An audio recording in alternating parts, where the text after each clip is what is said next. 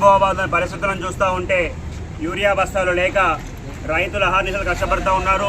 కేంద్ర ప్రభుత్వం మొండి వైఖరితో మహబూబాబాద్ కానివ్వండి, తెలంగాణ కానివ్వండి, పూర్తిగా రైతులు చాలా కష్టపడుతూ ఉన్నారు. ఈ విధంగా కేంద్ర ప్రభుత్వం మొండి వైఖరితో ముందుకు పోతే తగు గుణపాఠం చెల్లించాల్సిన అవసరం ఎంతగానో ఉన్నది.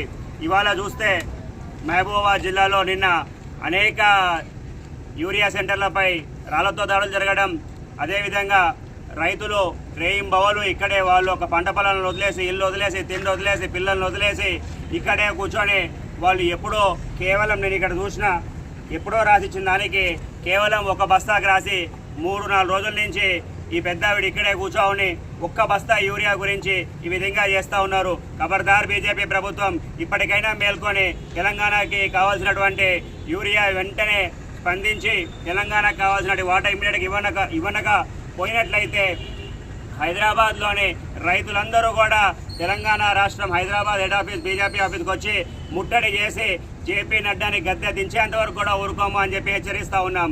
వెంటనే బీజేపీ ప్రభుత్వం ఇప్పటికైనా సరే తెలంగాణకి రావాల్సిన యూరియాని వెంటనే ఇవ్వాల్సిందిగా కోరుతా ఉన్నాం.